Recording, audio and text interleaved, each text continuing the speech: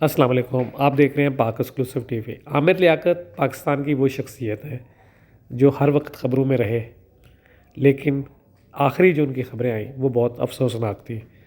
انہوں نے تیسری شادی جون میں کی اور اس کے بعد ہی ان کے کیریئر کے حوالے سے عجیب و غریب خبریں آنے لگی، اور وہ جس طرح کی ان کی بیگم ویڈیو لیک کرتی تھی اس وقت ان کے ساتھ، وہ بھی ایک افسوسناک ویڈیو ہوتی تھی۔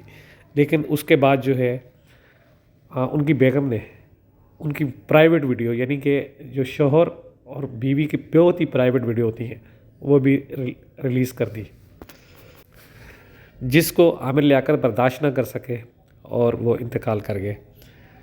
9 جون کو ان کا انتقال ہوا۔ اس سے پہلے ان کی بیگم دانیہ شاہ نے بہاولپور کی عدالت سے خلا لے لی تھی، لیکن بعد میں انہوں نے کہا کہ میری جو ہے عامر لیاقت سے صلح ہو گئی تھی اور اس لیے میں خلا کا کیس واپس لے لیا تھا، یہ تو وہ۔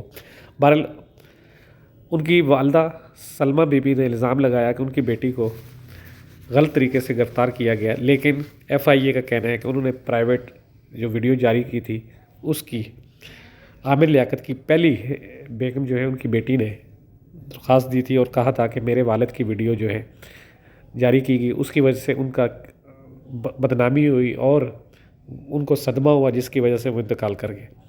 یہ مقدمہ اس وقت ضلع شرقی کی ایک عدالت میں زیر سماعت ہے۔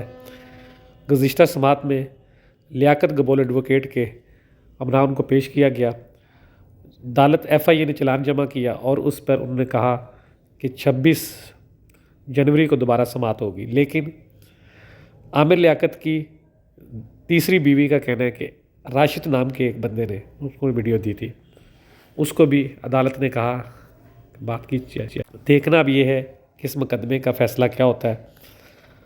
لیکن دانیہ شاہ نے جس طرح کی ویڈیو جاری کی اس سے ان کا پتہ چل گیا کہ وہ کس طرح کی لڑکی ہیں اور کیا ان کا کریکٹر ہے، جو بھی ہے۔ لیکن عامر لیاقت ایک خبروں میں رہنے والے شخص تھے، زندہ دل انسان تھے، ہر وقت ہنستے مسکراتے تھے۔ اس ویڈیو کو وہ برداشت نہیں کر سکے اور وہ انتقال کر گئے۔ اللہ تعالیٰ ان کی مغفرت فرمائے اور اس کیس کو ضرور نتیجہ خیز بنائے تاکہ آئندہ اس طرح کی کوئی بھی حرکت نہ کرے، کیونکہ پرائیویٹ زندگی پرائیویٹ ہوتی ہے۔ ویڈیو دیکھنے کا شکریہ، چینل کو سبسکرائب کیجیے گا۔